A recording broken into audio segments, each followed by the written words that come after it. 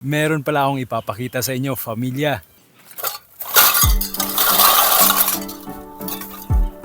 Ubus na pala yung paninda natin at wala pa yung another batch ng stocks na in-order natin online. Kaya ipapakita ko muna sa inyo yung ibang aspeto ng buhay namin na konektado pa rin para makamit ang pangarap natin. Actually, worth more or less 1 month lang ito nang na-consume namin dahil yung iba natapon na.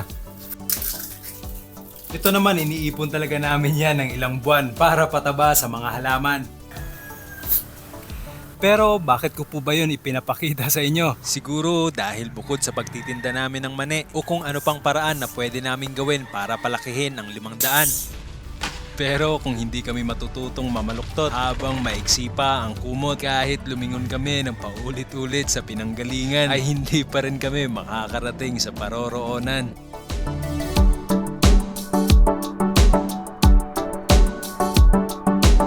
Sa journey po kasi namin na to, isa sa malaking factor na kailangan naming matutunan bilang pamilya ay ang magtipid. Kumbaga, isasagad namin sa minimum level yung expenses namin at malaking part nga dito ay yung gastos sa aming pagkain.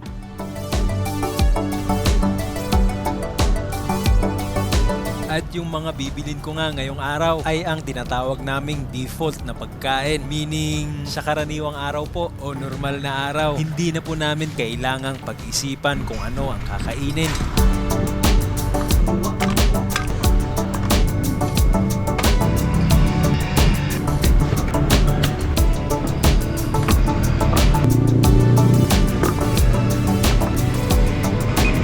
Ilang buwan din ang dumaan nitong mga nakaraan na sumagad sa pinakamababa ang buwanan naming kita. Tipong mapapaisip ka talaga kung paano mo pagkakasyahin ang hawak mong pera. Pero sa awa ng Diyos, dito pa rin kami humihinga. Patuloy na nakikipaglaban at natututo sa proseso. Thank you. Kalahati 140.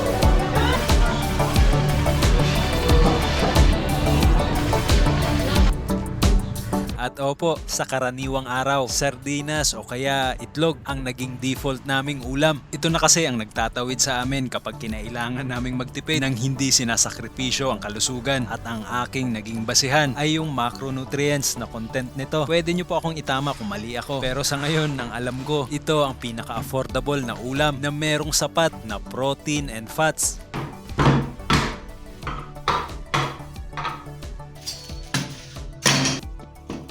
May mga konting tricks lang na kailangan naming gawin or pwede rin nating tawaging creativity at yun ay kailangan naming mag-imbento ng iba't ibang paraan para ito ay aming makain.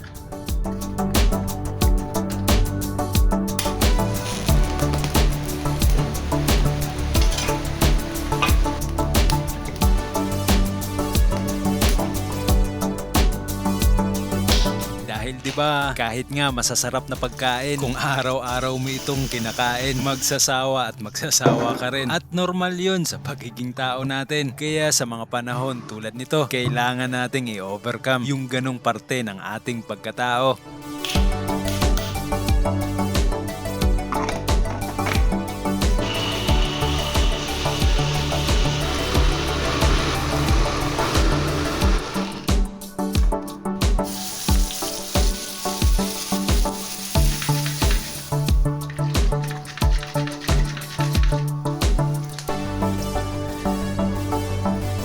Apat na sangkap lang po ang ginamit ko para magawa ito. Yun nga ay ang mantika, paminta, bawang at native na sili. Mas pinili ko pala yung hilaw pa para hindi pa ganun kaanghang. Pero nandun na yung malakas na aroma. Uunahin lang sa blender yung paminta para siguradong durog talaga. Tapos saka palang ilalagay yung tatlong natitira. At kapag pinong-pino na ay pwede nang ilagay sa apoy. Tapos hahaluin lang ng 15 to 20 minutes na tuloy-tuloy.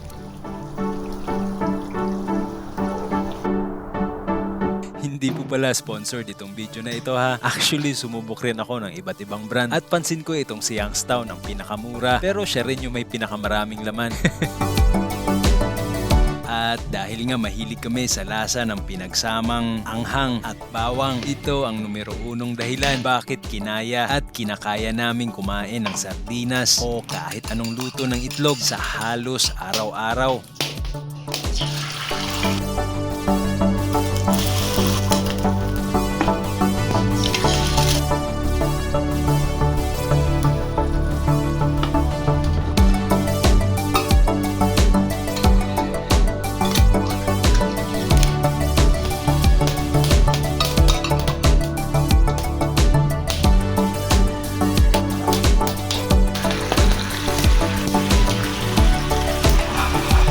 may mahirap talagang daanan patungo sa gusto nating puntahan. Pero madalas, yung hirap na yun ang nagiging ugat para sa pagtuklas ng mga bagong kaalaman o kaya pagdiskubre ng mga panibagong kakayanan sa loob ng ating katauhan. Malay natin, ang gantimpala pala para sa lahat ng ito ay hindi lang kung ano ang makukuha natin sa dulo, kundi kung sino ang nagiging tayo habang nilalakbay natin ito. May 2024, noong gumawa kami ng malaking desisyon na iwanan ang buhay namin sa Metro Manila sa kagustuhang masimula ng paglalahad ng sariling istorya kasama ang munting pamilya dito sa isla. Malinaw sa akin saan ang patutunguhan, pero akin ring natutunan na ang buhay ang masusunod kung saan ito idadaan. Kaya naman atin na lamang itong susundan habang dinodokumento ang mga aral at kwento sa mismong proseso nito na siya na ring magiging libro na pwedeng balik-balikan pagdating sa paroroonan.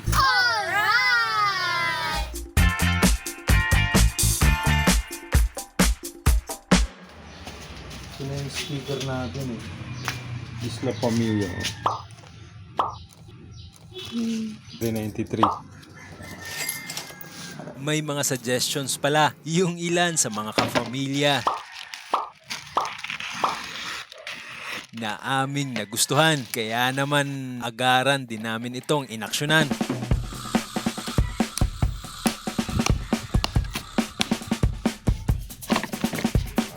Pero umorder lang muna tayo ng 100 piraso sa bawat disenyo, which is yun ang minimum na pwede nating mabili sa kanila para hindi tayo mabigla since another testing phase na naman ito. At the same time, para ma-check din muna natin yung quality ng pagkukuhanan natin.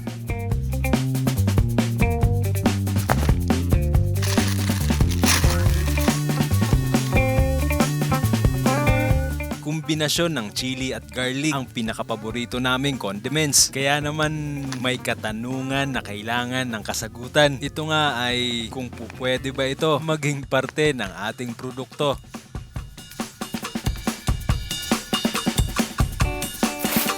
Ayun, ito na yung iniwan natin nung nakaraan na kalahating kilo para makapag-test tayo ng bagong flavor.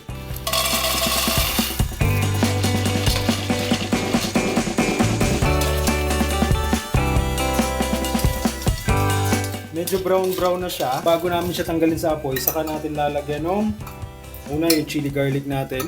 More on oil lang kukunin natin. Oil. Tapos gumawa rin pala tayo ng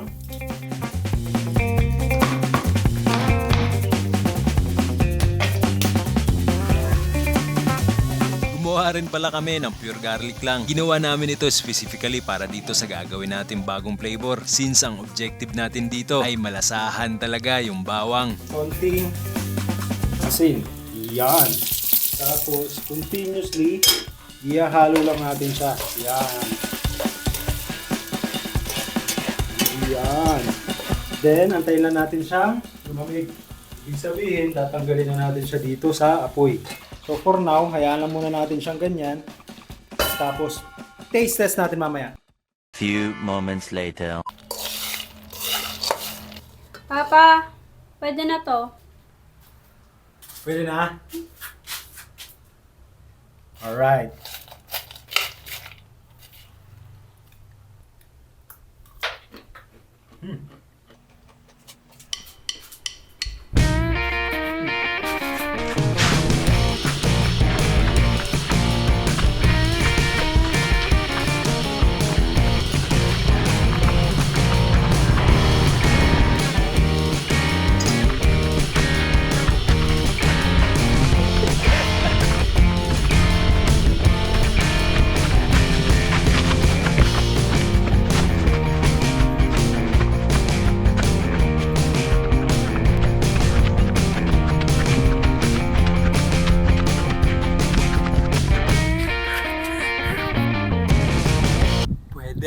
Pwede?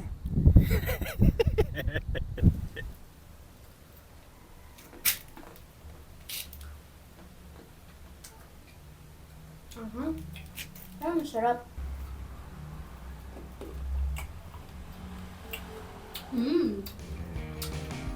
Ang layo ng pinuntahan. Napagod ako. Sabihin mo lang. Pwede. Pwede na siya, pero feeling ko may improve pa. Feeling ko dagdagan pa konti ng bawang. Tapos, dagdagan pa ng konting anghang. Pwede na yun. So yung next gawa namin sigurado, mas mai-improve na namin siya. Alright? Alright!